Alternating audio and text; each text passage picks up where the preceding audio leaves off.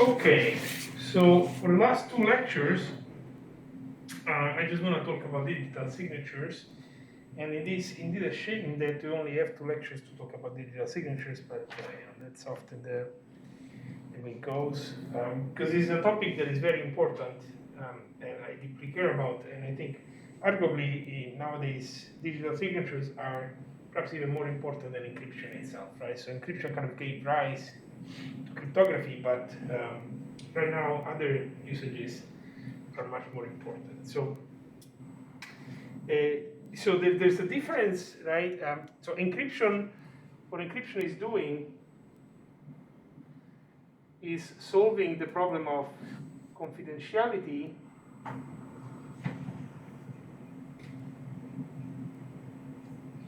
which means that you want only the authorized users to read these kind of messages, right? But digital signatures address a different purpose, which is that of authentication.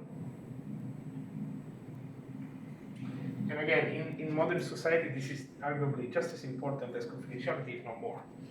Okay, so if you think that encrypting a message is the same as hiding it somewhere so that the only authorized user is the one allowed to retrieve it, and we started with this similarity of saying like, well, look, symmetric encryption is kind of like putting your thing behind the door with the same key, and public encryption is more like that letterbox example that we had, with the pad, so that you have a public key to put things in and then a private key to retrieve things.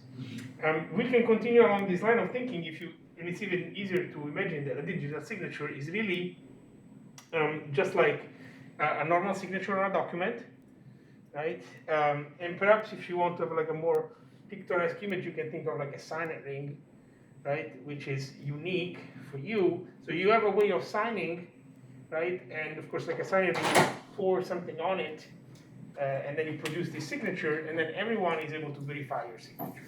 Right? So just like a normal signature on a piece of paper,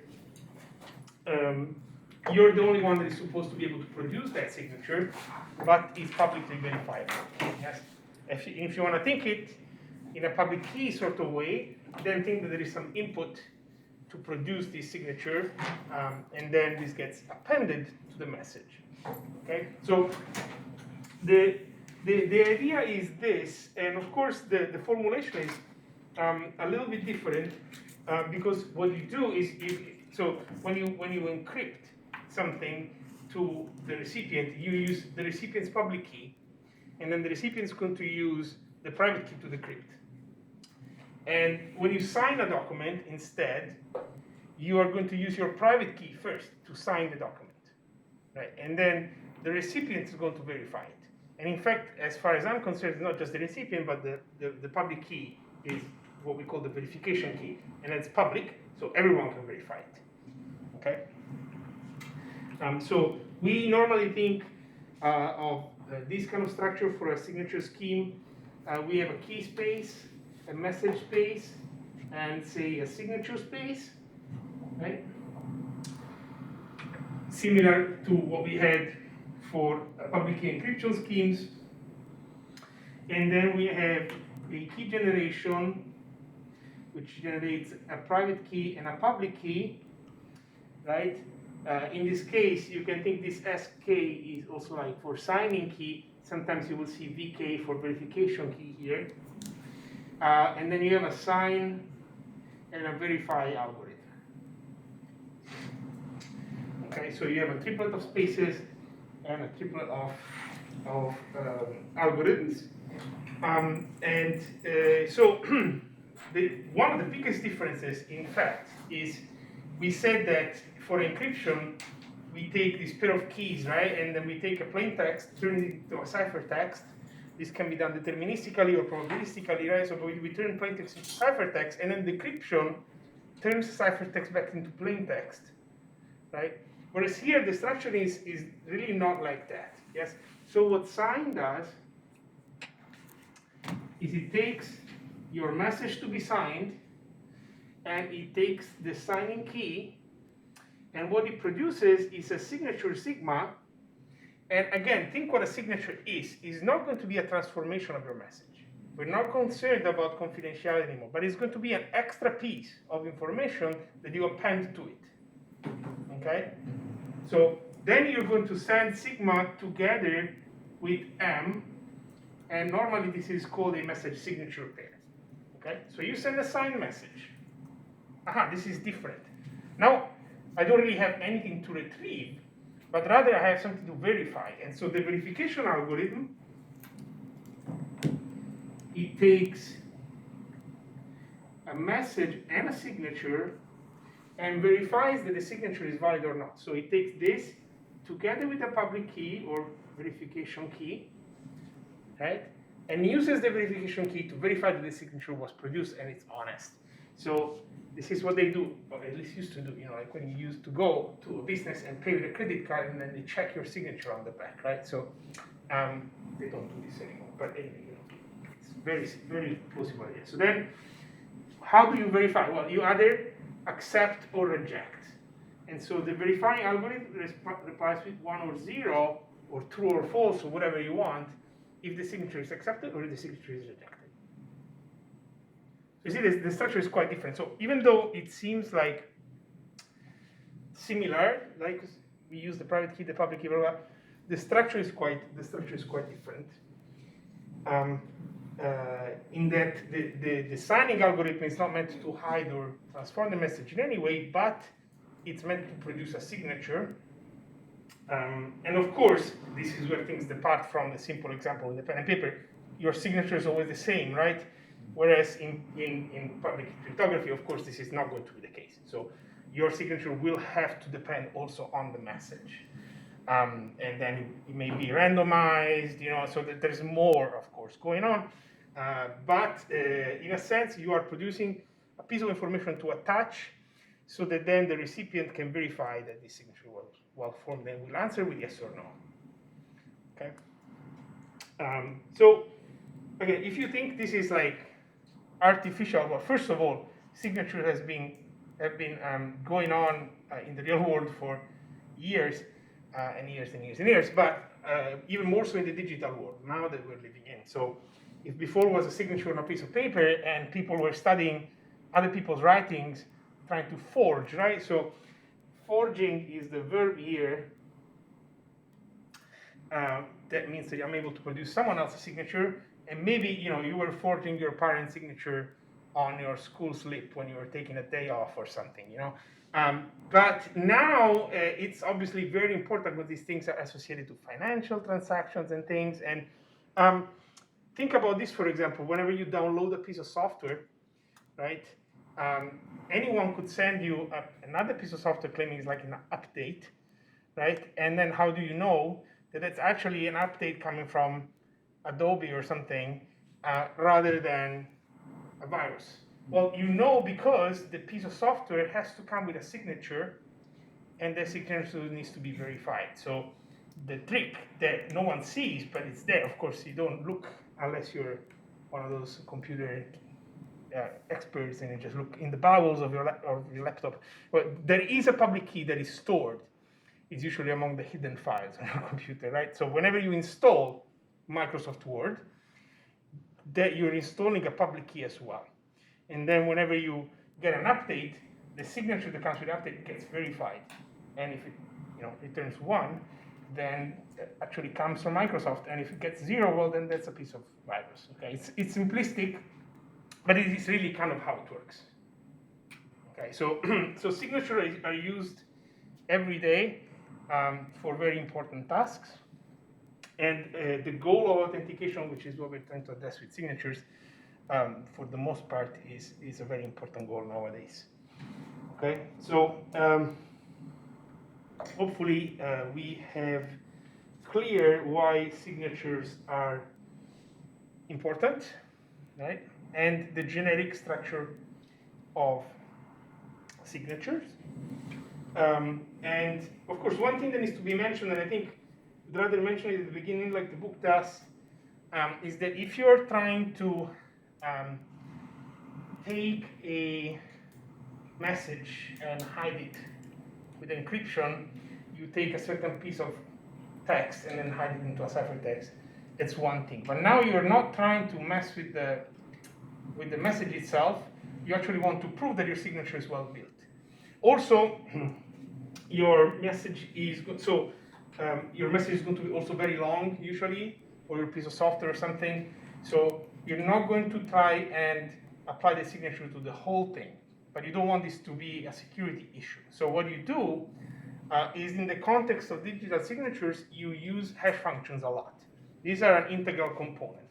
Okay, so you use hash functions, and normally what you do is you have a hash function H, right, which satisfies all the properties that we introduced already. Has to be pre-image resistant, has to be second pre-image resistant, has to be collision resistant, right? Has to be a strong hash function. And then what you do is usually you compute h over m. Let's call this D. You can think this is like the message digest, or anyway the document that needs to be signed. So rather than signing the actual document, whether it is because you want to convert the format to something you can deal with, or also for security reasons, you actually always hash the message first. Okay, and that also has the benefit that gives you a fixed size, because remember that a hash function is primarily a function that converts arbitrary length strings into fixed length strings. So you can take your document, hash it into 256 bits, and then this is what you're going to sign, and you produce a signature. And once you pass the message and the signature, you will pass the message and the signature to the reviewer, to the receiver. What the receiver will do is will take the message, hash it, and verify the signature, right? You will never actually work with the actual message. Okay, and so thankfully we already saw hash functions. This is where they get introduced in the book, essentially, but we're looking now at chapter 7, and hash functions are mentioned, and then there's a section in chapter 8 with the hash function properties and stuff, all things that we have already covered in the course. Okay, so I think that in this case, I'd like to make an exception and first look at an example of a signature scheme, and then talk a little bit, of course, about something that I really care about, everyone should care about, which is security. Security models, security goals, and formalize that a little bit more. Okay, so let's look at an example. I will put this away and look at the example. And if you wanted to take a guess at what the stereotypical object would be for a signature scheme, you would say, what is the king of encryption schemes? RSA. RSA. So RSA is a beautiful textbook example of a digital signature scheme. Okay, so let's look at RSA signatures.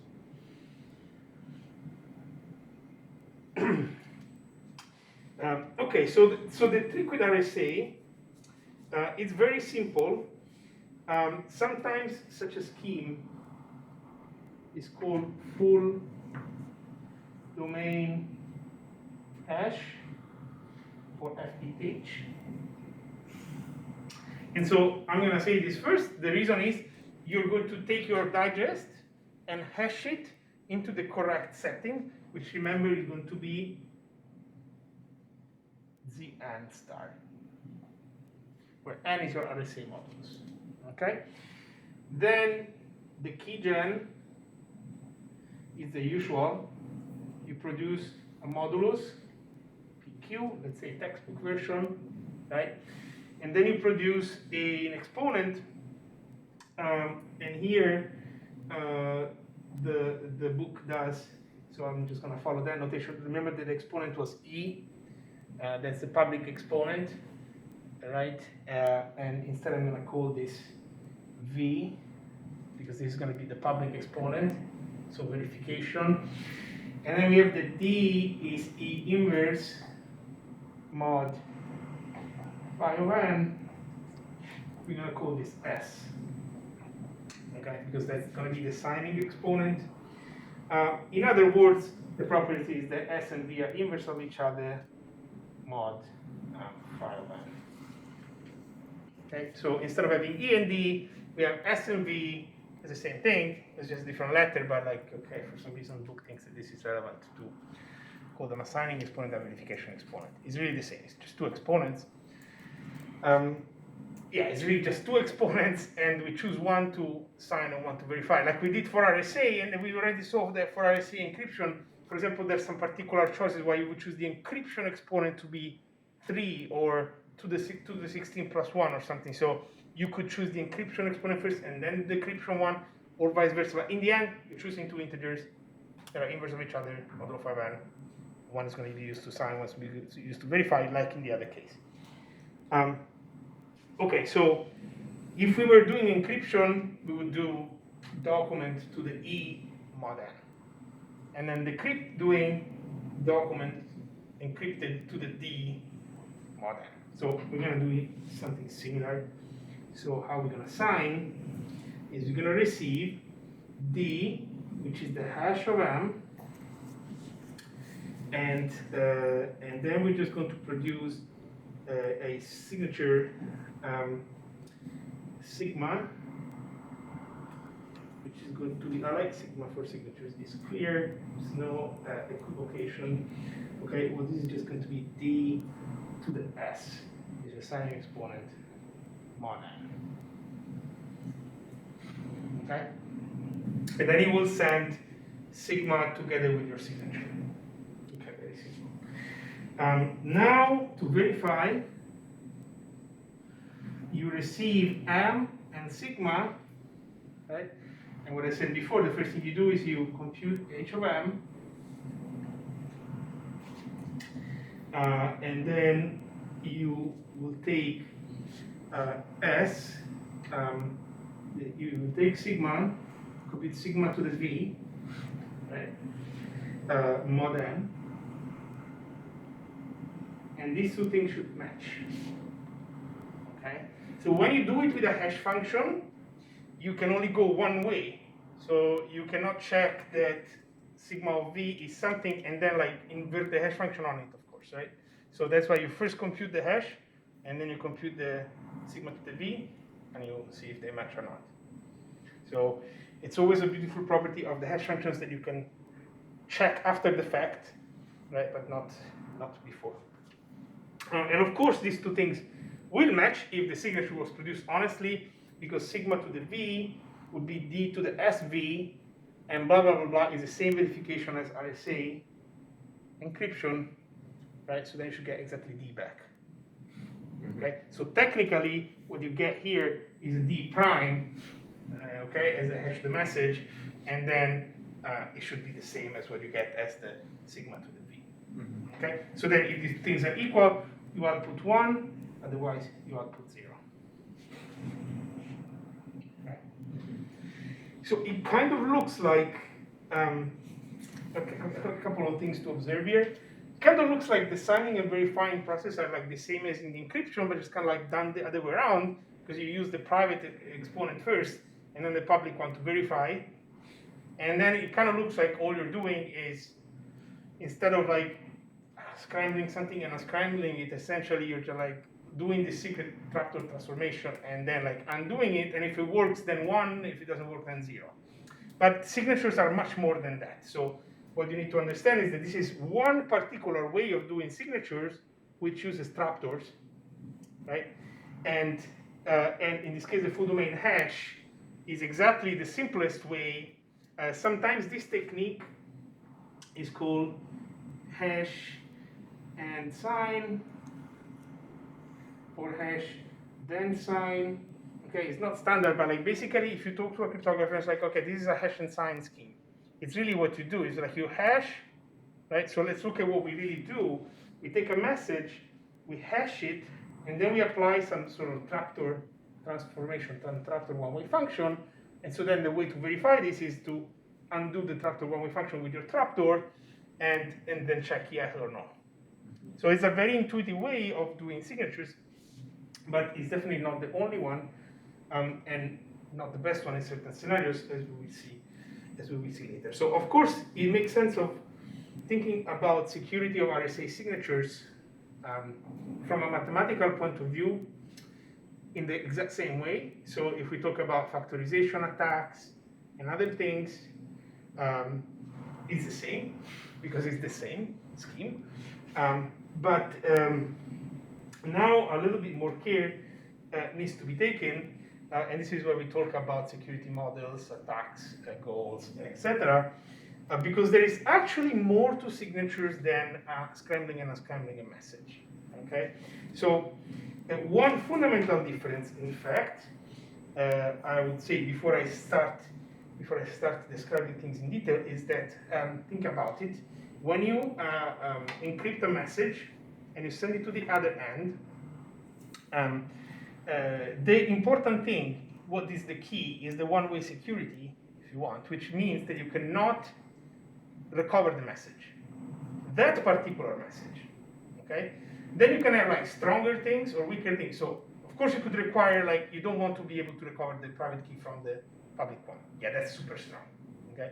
On the other hand, you may want additional properties, like you don't want to be able to distinguish things. But it's still, like, for example, if you're looking for in the security, in CPA, in CCA, that requires you to not be able to distinguish things about that particular ciphertext that you're interested in. So all revolves around, like, I'm sending you this message, okay? Whereas for signatures, it's a lot more subtle, because I am not interested necessarily in the ability of signing a specific message, but that I could be happy if I was just able to, like, sign certain type of messages, okay? And also, the other thing is that there could exist more than one signature that gets verified on the same message. So I shouldn't be able to produce another signature that passes the verification on the same message. So it's not so limited. The fact that you're interested, when you encrypt, in recovering that message or part of the message or some characteristic of the message is an extra security layer that is kind of like intuitive, intrinsic. But here, when I sign, I really want to be bomb-proof, because I don't want anyone to be able to sign any message, not just like that particular one, and I don't want anyone to be able to produce other signature having seen this one, right? So imagine they're like, okay, what's your signature? I don't know how to make your signature, but once I see it once, then I can redo it on another message. But that's not good, right? So, so security of signatures is a little bit more delicate, and that's why, like, just making the assumption that the signatures are like an encryption done in a different way doesn't work. And in a lot of cases, the encryption scheme works just fine. If you try to, like, turn it into a signature scheme, it just doesn't work. Okay. First of all, you already have this extra step that you have to rely on a hash function. So when I look at RSA signatures, there is more attacks there than it is for RSA encryption, just because. But at this point, I think it's good to formalize the security before we talk about it any further. So remember that we have attack goals and then attack models. And so I think that we put always the attack goals here. Right. And of course, the first one would be a total break. It's really the same as in encryption schemes, where we are just asking to recover the signing key from the verification key. Okay, or anyway, just recover the signing key. Well, of course, if you get the signing key, then you can sign everything, right? So that's kind of like the boring security goal. That's like the strongest one. Remember that the paradigm for encryption schemes was that we go down in strength. So we will look for the weakest goal, right? So that we don't want the adversary to be able to accomplish even the weakest thing.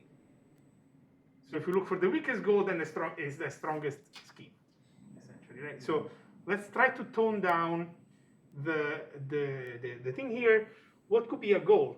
You're interested in signing, so basically being able to sign any message, right? Even without knowing the secret key, the signing key, there may be an obvious way to sign. The scheme is very weak, and this is what we call universal forgery.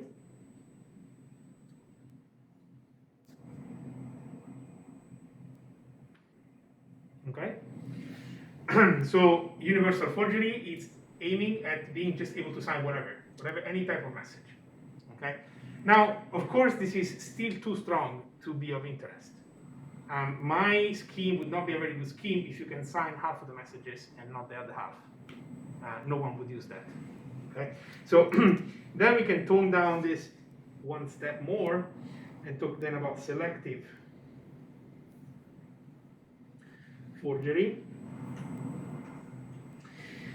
which is the ability to reproduce valid signatures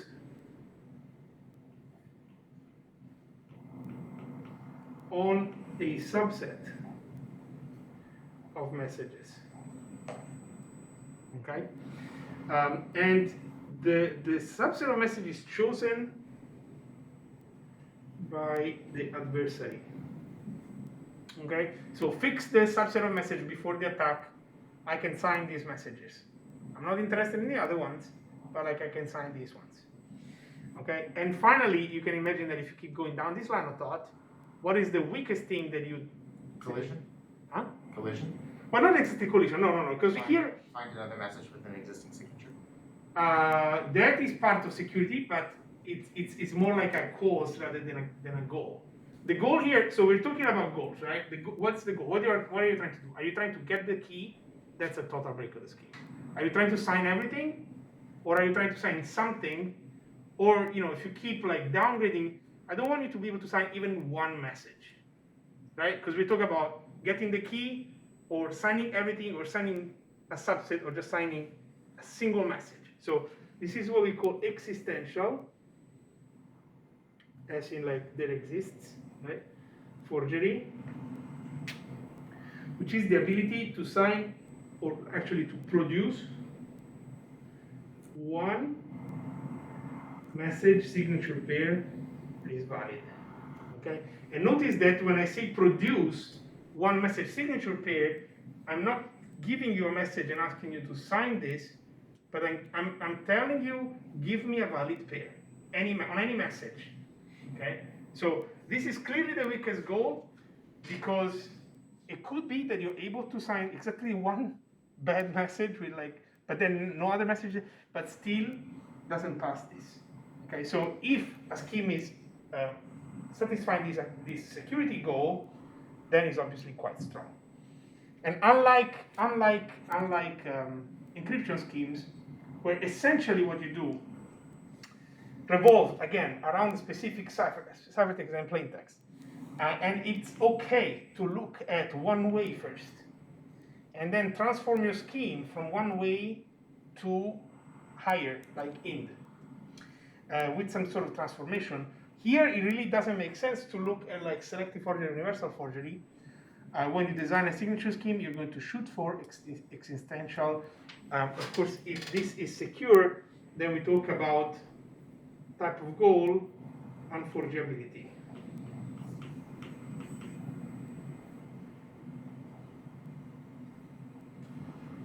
Okay, so we want our scheme to be universally or existentially unforgeable. Okay, as before, this is one part of the equation, and it describes what the attacker is trying to do, or also when you look at unforgeability, what you don't want the attacker to be able to do. So if you require existential unforgeability, for short, this is EUF. Okay, so existential unforgeability means you don't want the attacker to be able to even produce a single message signature pair that gets verified of his choice on any message of his choice. Super strong, but it's what he wants. Okay. Now, on the other hand, you have attack models, and here the approach is the opposite, like we had for encryption. We had, for example, key only, ciphertext only, and whatnot. So we go in increasing order of what the attacker is able to do. Okay, so we have key only attack. Okay, and remember that before, so again, you see the flavor is different of these attack goals and models, because before for encryption, we were talking about ciphertext only, blah, blah, blah. Like now we don't really have a specific ciphertext or anything in mind. So we're talking about, okay, I'm just giving you the key. That's weak. Okay, I cannot forge signatures if I can only see the key. But how realistic is this? Not realistic at all, because you can always see a lot of messages being signed and being exchanged, right? And this is even more realistic than other attacks on encryption where you can say, okay, ciphertext only. Yes, you do see a lot of ciphertexts, but you know, ciphertext only attacks are not very strong. But here already, if you see a lot of message signature pairs, this is already more realistic than seeing some message ciphertext pairs. Because if you're just looking on the internet, right, all you see is ciphertexts. You're not going to see what these ciphertexts decrypt to. But if you look on the internet with the same glasses, you are going to see a lot of message signature pairs.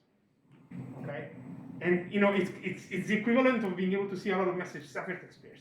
That's not good. So clearly we have already more power because of the way the signature schemes work. So it makes sense to talk about known message attacks.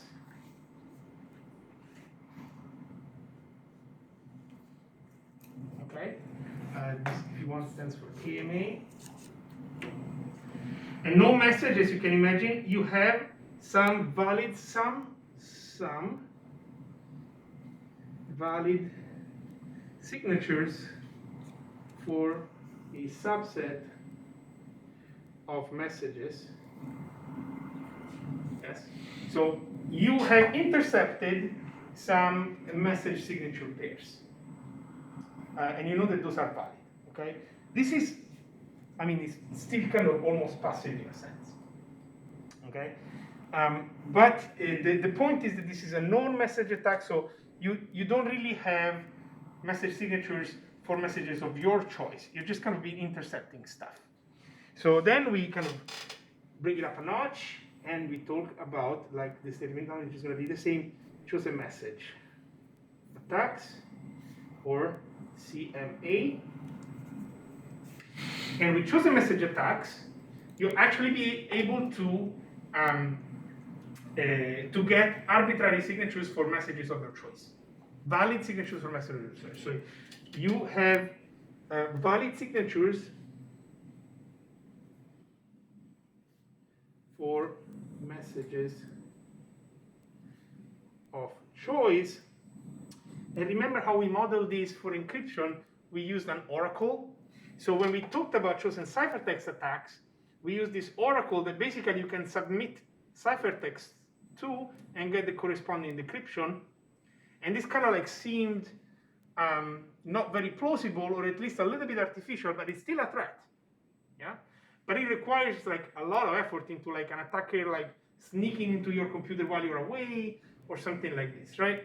Or manipulating. But in this case, a chosen message attack is just as powerful, but if you want, even more realistic, because it means that you can use an oracle. That's the same as having like a signing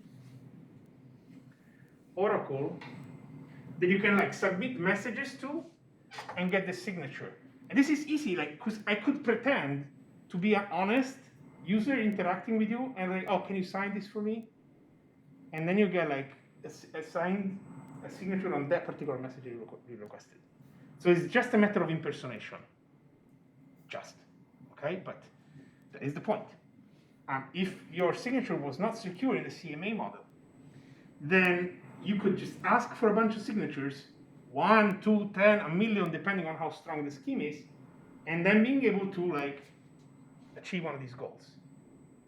Yeah? So how good would it be if after asking you to sign a bunch of documents, I'm able to reproduce your signature? Not very good. So again, it doesn't make sense to shoot for lower attack models here, but we really shoot for CMA. So our standard security notion is EUF CMA. That's really like the minimum thing you want for a signature scheme. Okay. At most, what you can do is you can tone down this to 1 time, and then having to change keys. Okay. It's not very desirable, but if you want, comparable to like a one-time pad for encryption or some sort of like basic stepping stool, you will also know that there are then methods to convert one-time schemes into full schemes using recurrence and multiple keys and everything. But essentially, other than that, so in certain specific scenarios where you have authenticated encryption and more complicated protocols, then a one-time signature may be okay. because the message is discarded after that, right? But otherwise, you shoot for the full thing, which is you don't want the attacker to produce even a single signature, or to be more precise, you don't want the attacker to produce even a single message signature pair, a valid one, given the ability to see essentially unlimited pairs, or if you want, a polynomial number of valid message signature pairs of his choice. So how strong is that, right? But that is what we're up against. Because it's very natural to see not only a whole bunch of message signature pairs, but even to request signatures on specific messages. Okay, so so that is the thing with signature schemes. It looks like it's much stronger requirement there. So everything clear up to this point? Good. So signature schemes are very important, primitive, and very delicate thing to handle. So let's look at RSA signatures again. What can go wrong? First of all, you have all the attacks on the RSA encryption with factorization, or weaker, right? So not only factorization is shooting a cannon at it, but if you are just able to compute roots, that's just as well, right? So that was what our one-way CPA attack on RSA was, given this, being able to compute a root, right? That breaks a signature just as well. So all the range of attacks that we have on RSA encryption works here.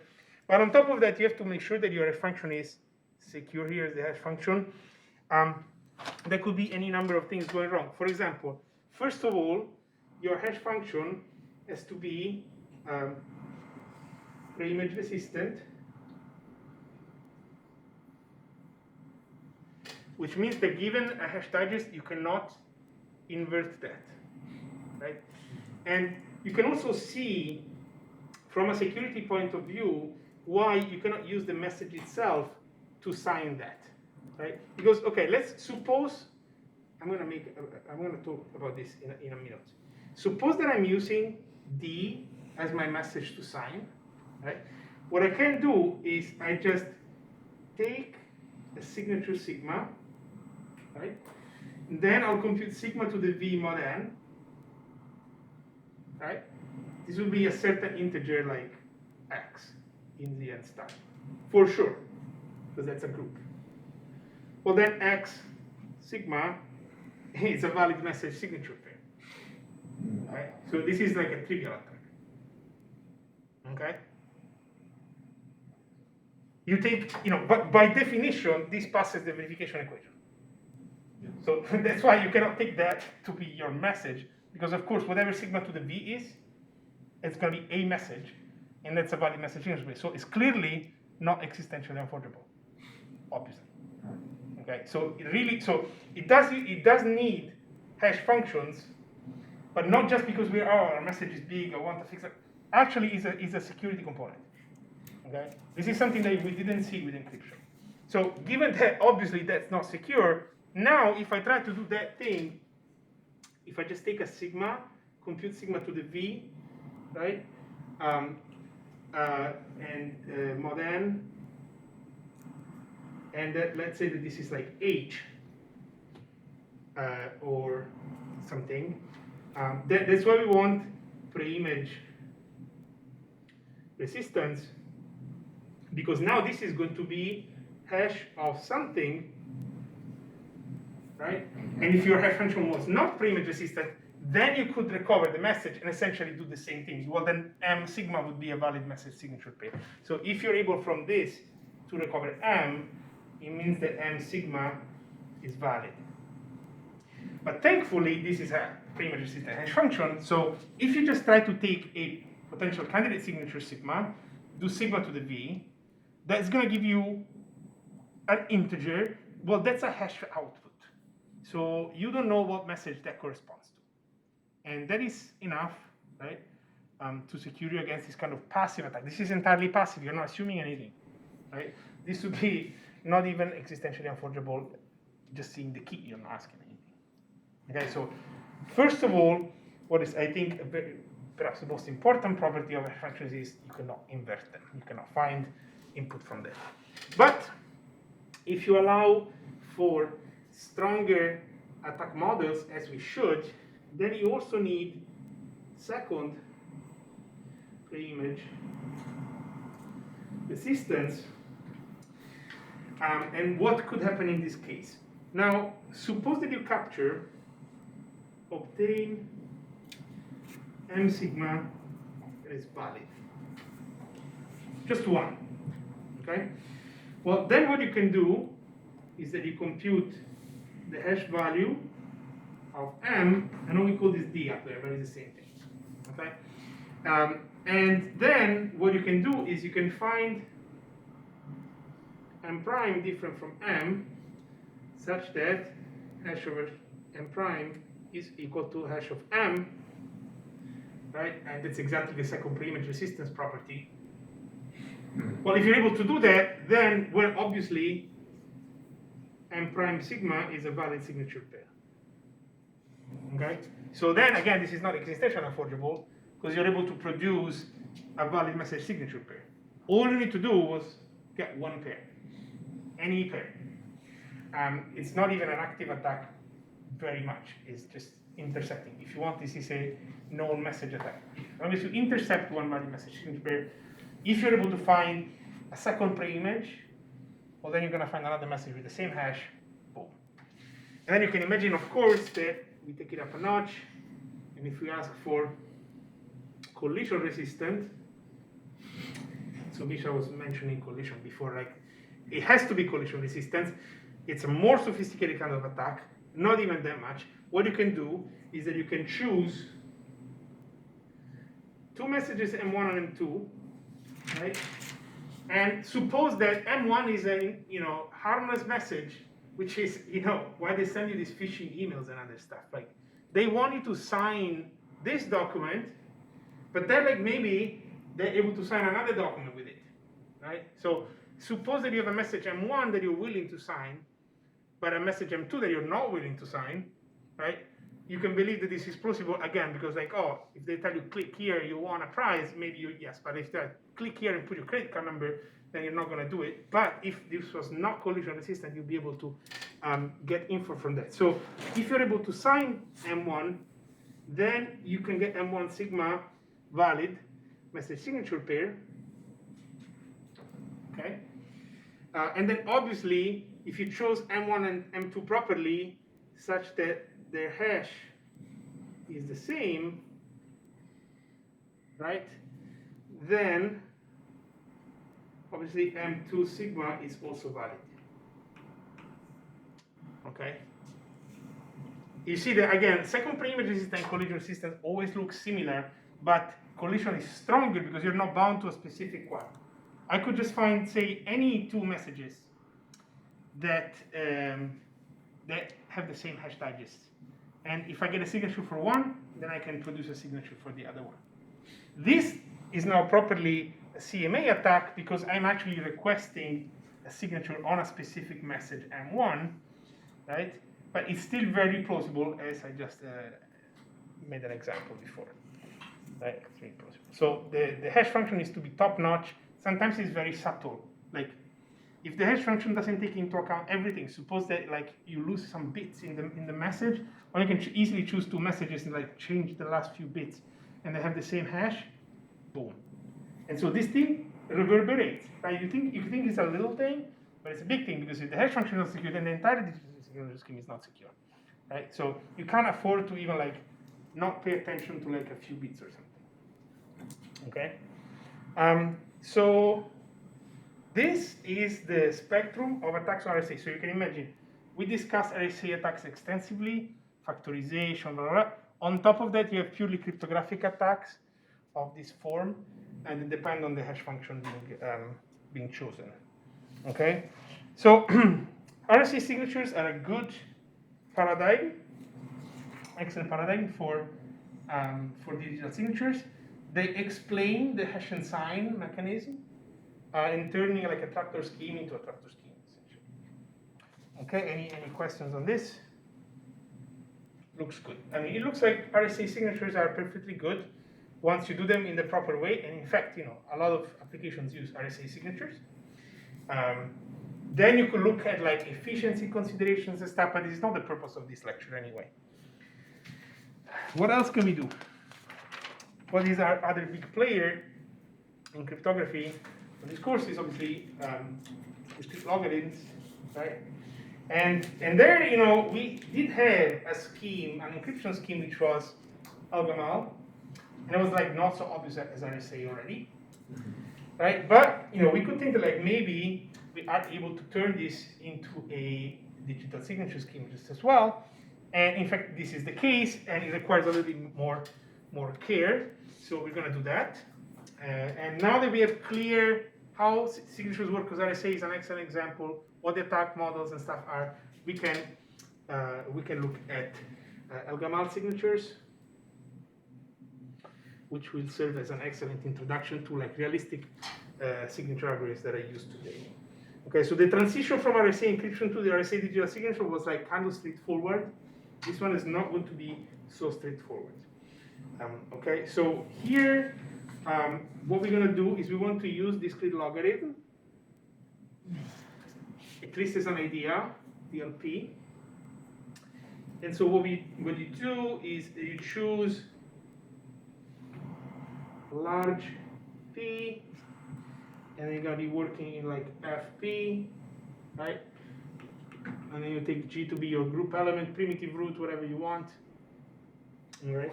So the keygen will do the same thing. Basically, you choose your secret signing key to be between like 1 and P minus 1, essentially, like an FP star. And then you will compute V as G to the S mod P. Okay. Now it's time to like start like kind of, okay, if you want, you can look at the similarities of how the Elgamal encryption scheme worked, but also like start focusing on the object that we care here. So it's going to be your verification key here. Okay. How do we sign a document?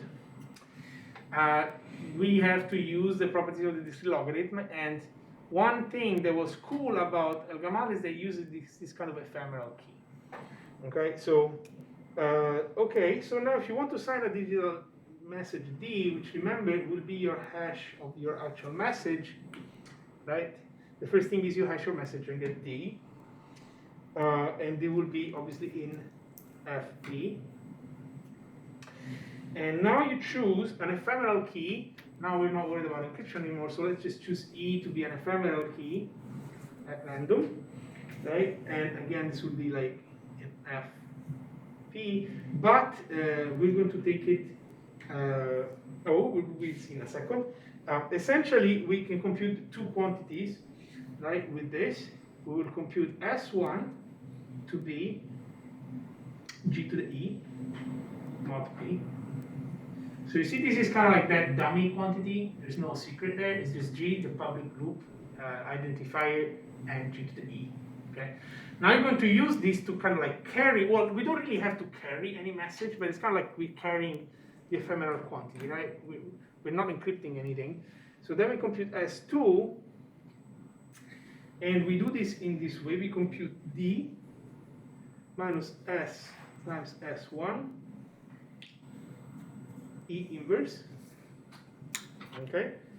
And all of this is mod P minus 1, which should give you a strong int, and this is the beauty of the discrete logarithm algorithms. Here we're kind of looking at S1 as a group element, but here we're working modulo P minus 1. So we're going to really think about this as an exponent. Because remember, if P is a prime, exponents work modulo P minus 1, right? It's Fermat-Leduc theorem. So we compute this quantity here, which looks weird, but once we do the verification, you will see why it's computed in this way. Okay? So this is the most complicated. So there's two components, right? And then the signature sigma is going to be S1, S2. Okay? So similar to Elgamal encryption, where we have like a 2-to-1. Well, in this case, it's a 2-to-1 message expansion. When we talk about signatures, we don't have a thing as message expansion anymore because we are hashing our message anyway, and we just produce a signature, which is like, okay, 2 group elements or whatever. Okay. And then to verify, what we do is that we compute, verification is always easy, take h of m and say this is d prime. So remember that the verification algorithm takes as input, this is important, input is always m and sigma, okay, plus the verification key. So what you're going to do is you take your message, hash it, it will give you a hash value. Now we cannot like manipulate this in any way. We can just use it as a paragon to check. Okay? So what we're going to do is that we're going to have to use this to verify.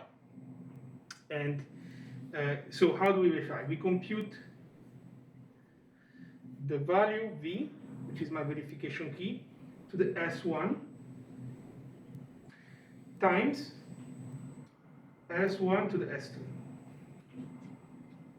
And this is really, as I say, like the truly beautiful nature is that you can turn an integer. So S1 is an integer, but here you're using it as an exponent, and here you're using it as a group element. S2 is clearly purely an integer. Okay? Sorry, it's purely an exponent, whatever. So you do v to the S1 times S1 to the S2, and this should be equal to g to the d. Now it pays off to actually do this verification and see why that's the case. If you do v to the S1 times S1 to the S2, right, this is going to be g to the S to the S1, right, times g the e to the S2. This S1 is the e. Okay, let's start simplifying some stuff.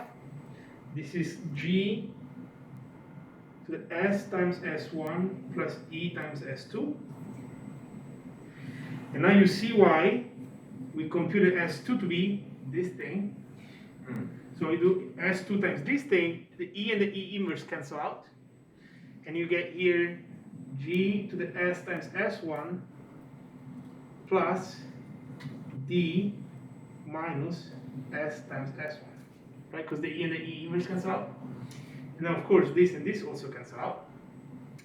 And you get exactly g to the d. Obviously, all of it here you're working mod p, and so all the exponents work mod p minus 1. So all this equation here work mod p minus 1.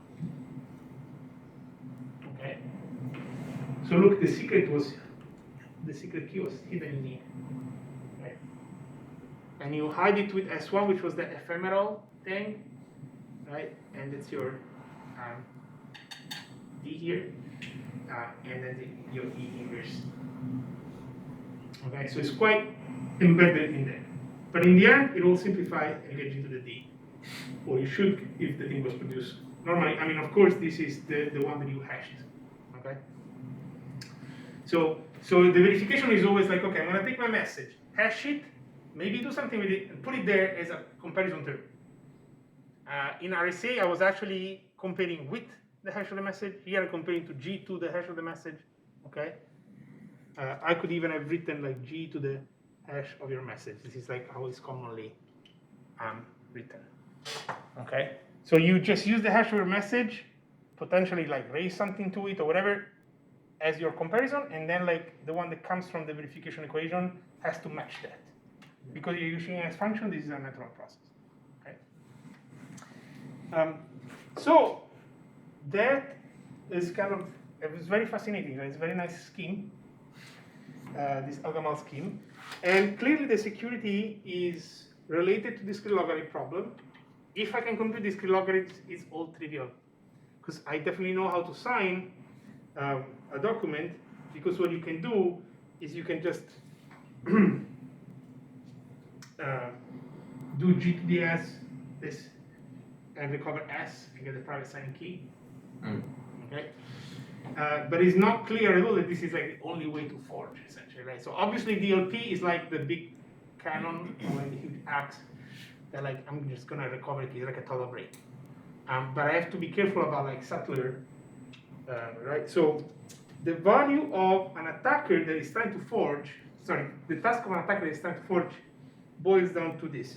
If you're given a verification B and G to the D. You can always obtain, because remember D is the hash of the message, so this is public, right? You're trying to find the way to sign, which is the same as trying to find integers x and y, right? That satisfy this equation. B to the x, x to the y is equal to G to the D mod P. Right? This is public, so you're just trying to find x and y that satisfy this equation, right? Because that's what the verification equation does. Okay, so this is actually like a kind of like a weird kind of congruence, because x appears twice and appears once as an exponent and once as a base.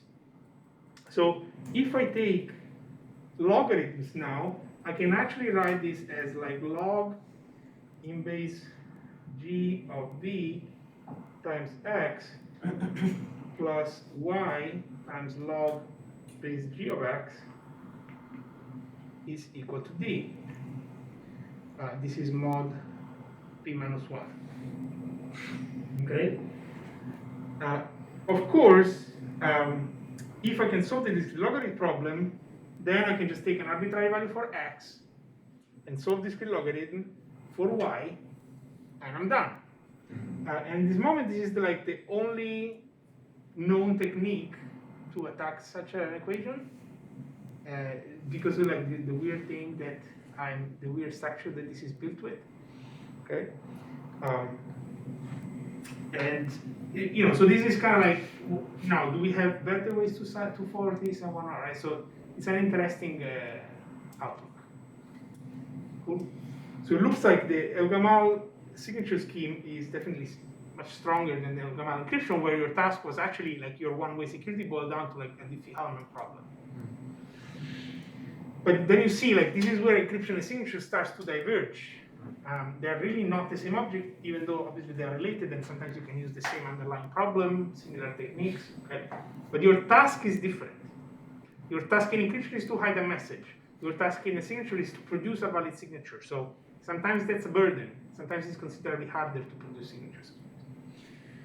Okay, so this is the El-Gamal signature scheme, which, as we said, is kind of like closely related to El-Gamal encryption, but like also kind of not. And let's talk about it for like just a minute, because our signature is going to be this, right? So how good is this scheme? Well, we have one number modulo p and one number modulo p minus 1. So essentially, our signature length is approximately like 2 log p bits. Yes. And so, in order to be secure against the best attack, remember that what we said was the index calculus attack if we're using this group, right? Then basically we want like p to be, say, like between 1,000 and 2,000 bits. Similar to what I say, right? Except in this case it's a prime. Well, then my signature is going to be between like 2,000 and 4,000 bits. When you do this divided by 8, this is like 500 bytes. So it's like half a kilobyte, which is like, okay, acceptable. But it's one thing if you're taking a message and then you say like my ciphertext is double the message. Now you're just appending a signature which is like half a kilobyte to your message, right? So it's a different outlook again. So can we do this better? And yes, of course, you should see El-Gamal as a textbook scheme, and this was heavily improved, and I think it pays off to look at it into what is called now DSA, which is short for digital signature algorithm. So if the name sounds ominous, it's because in fact, like SHA or AES, remember AES is like Advanced Encryption Standard, right? So this is a standard. So El-Gamal was taken, tweaked, and standardized into an algorithm that is like set in stone. And I'm going to use a separate piece of paper there and go back to that so we can look at DSA. Okay? So now we're starting to really talk about interesting, like real life schemes, because DSA is probably the basis of all the signatures that you do. Right, so what you do with DSA is that you can shorten the signature, but instead of taking the entire FP star, you take a subgroup here, say S, of order Q. So you don't take the entire group, but you take a subgroup, and the underlying assumption is that using the index calculus here, it's not going to be easier than solving it in the full group. You're just restricting yourself to a specific type of element in there. Okay, so let's look at the DSA algorithm. Okay, so we start with the setup, which is going to be to choose primes P and Q, so that P is congruent to 1 mod Q. And then we put G to be an element. P is different from the other P? That's the same P. Okay, it's that. Yeah, but okay, so what you can say is that like P is an element of order Q mod P. Okay, so G lives in FP star, but because it's an element of order Q, it's going to be a generator for the subgroup. Right? It's an element of order Q modulo P. So G is in FP, but also has order Q, doesn't have the full order. Okay? Okay, so how do we do the key gen? We choose, as usual, my private signing key, but I'm going to choose it less than Q minus 1. So formally, I'm taking it in the subgroup. Okay? Why? Because this is going to be an exponent. Okay? And then I'll compute V to be my verification key to be G to the S mod P. Okay?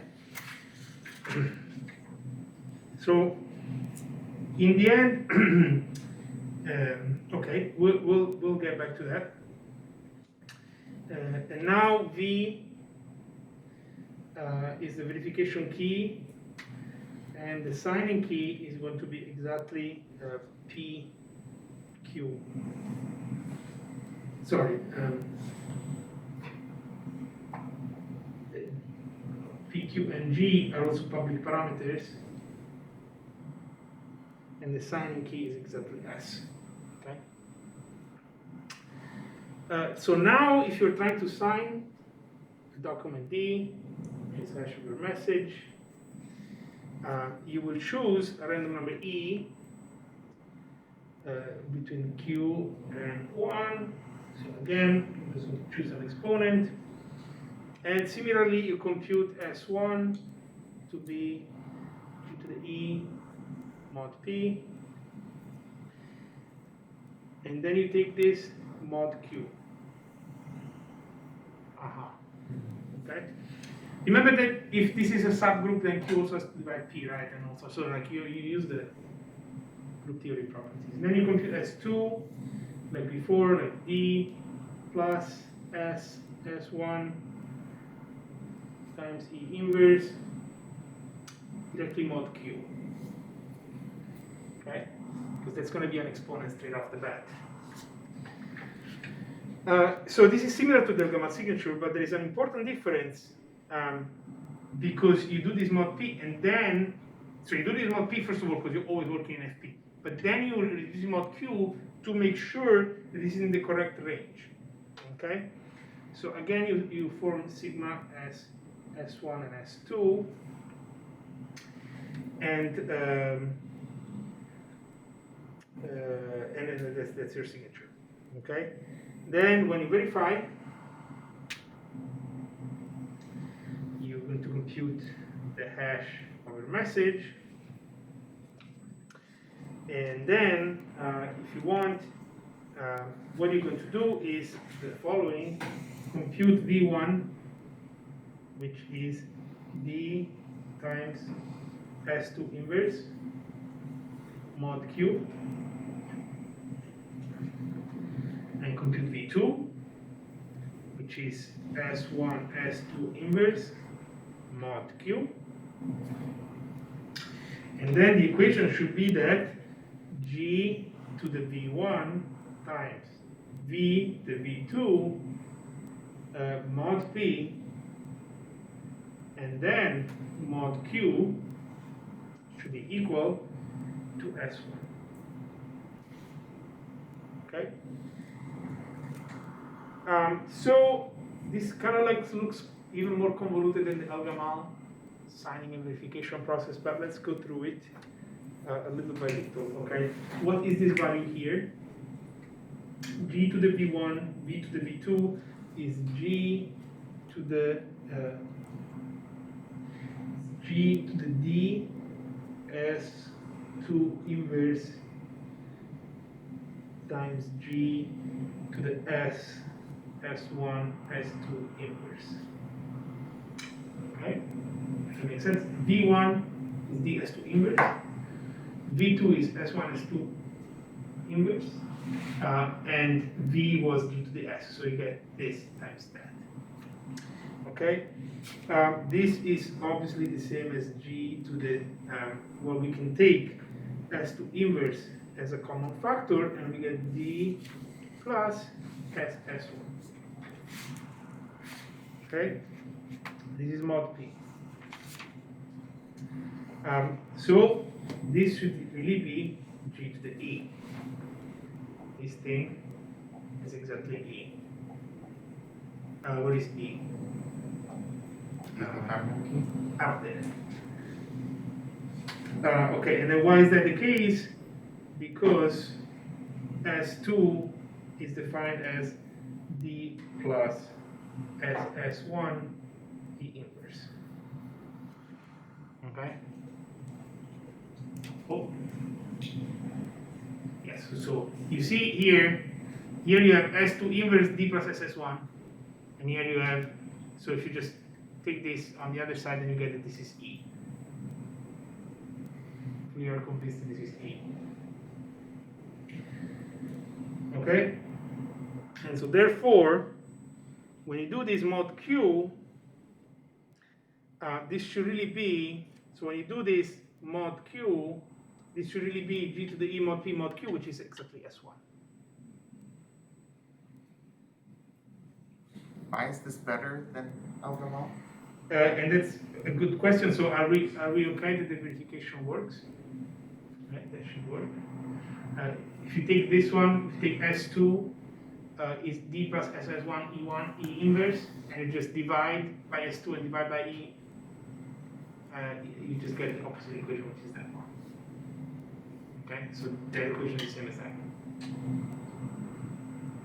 Okay, so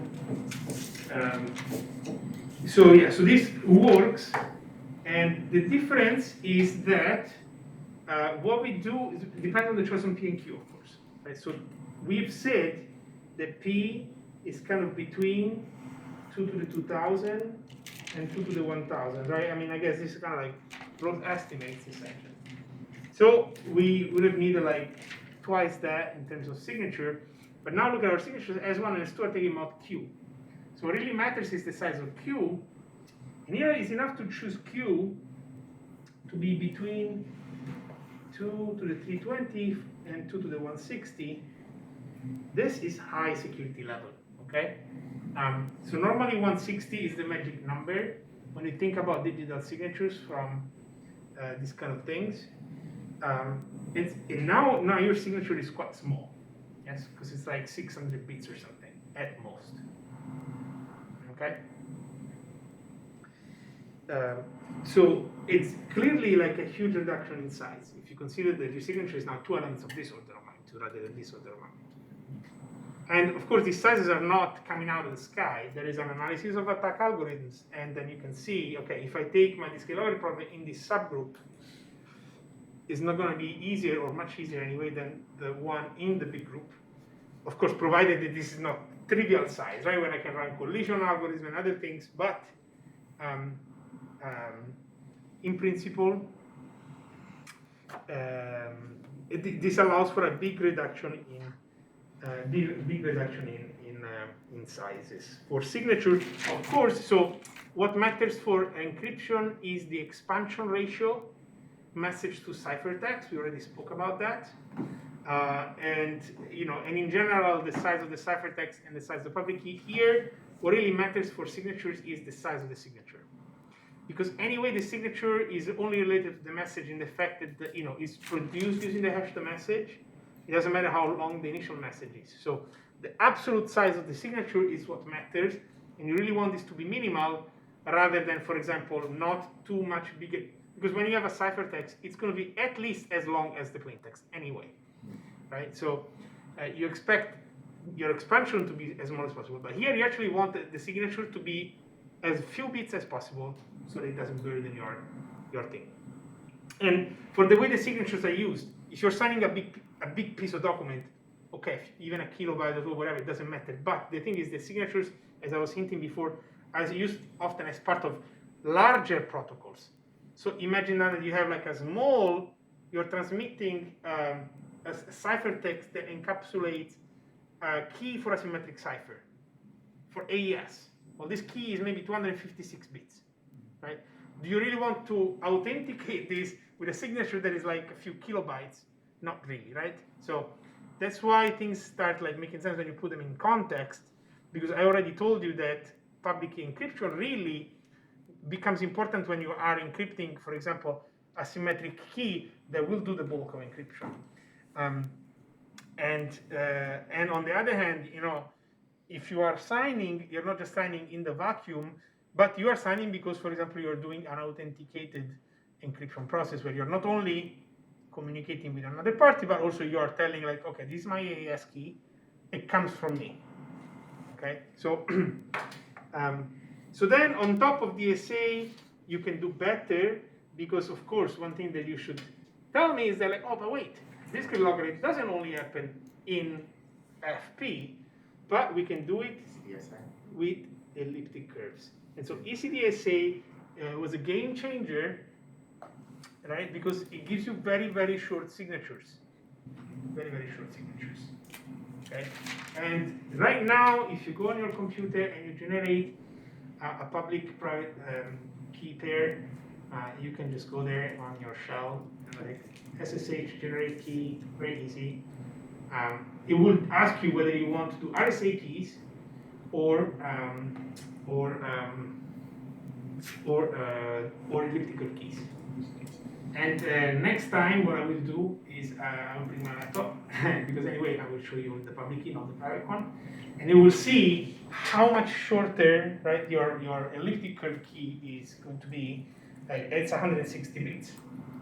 Whereas your RSA key is 64 bits and stuff, right?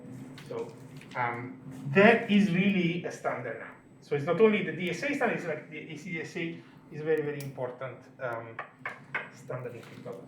Okay. What is unfortunate about ECDSA is that where RSA had decades to become popular and familiar and being used, ECDSA, and in particular DSA itself, was standardized relatively recently. Let's see if I have a date because I don't remember. I don't. But recently, and then ECDSA even more recently, and so it's kind of like started its momentum right when people started worrying about post-quantum transition, and so a lot of places, software companies, everything like didn't fully adopt elliptic curve material because, of course, the cost of transitioning an entire infrastructure from this to that only makes sense if you're planning to use that for years after that. And if you know that there's this looming threat, which is 5, 10, 15, 20 years away, no one really knows, right? But quantum computers are definitely already here, getting bigger by the day, getting more stable by the day. And so you don't really know exactly when, but it is going to happen. And so unfortunately, we saw that ECDSA doesn't change in nature what we do with discrete logarithms, right? Just a different setting. So it's kind of doomed, and they never became as popular as they should have been. But elliptic curve cryptography is extremely fascinating, and it leads to very powerful results. So I would say that ECDSA, for example, is much more important than elliptic curve encryption or other things, right? Because it's really extensively used to sign in practice. PCDSA was officially standardized in 2013. 2013, so CI. Really recently. Really recently, and the thing is, I can tell you because I've been involved in this, there has been talk of post-quantum informally since 2009, and 2016 is when we first started hearing from like NIST and other things like, oh, like maybe we should actually do something about it. And in 2017, they launched the standardization process for post-quantum primitives. So that was like a few years after ECDSA became a standard. People were like, okay, now we should actually standardize post-quantum signatures, guys. So, that was really, that's what I'm saying, like, that was really kind of like unfortunate. But what we can do next lecture, which will be the last, is to look at other ways to do signatures, both as in other techniques and using other primitives, because what we've seen is that we have codes, we have lattices, we have other things, and, incidentally, to do signatures from those, doing the hash and sign thing is not necessarily going to be the best way. Okay, so we will kill two birds with one stone and have a look at post-quantum signatures and like different approaches to signatures. As I said, it's kind of a pity that you have to introduce encryption first as the most traditional way, and then like I find signatures a lot more fascinating. You could do an entire course on public key cryptography doing signatures rather than doing encryption, because in the end, a lot of, like instead of telling you RSA and then going through the factorization attacks, I could just tell you RSA signatures. But this is kind of like the way it's done. But that would be the conclusive topic in the course.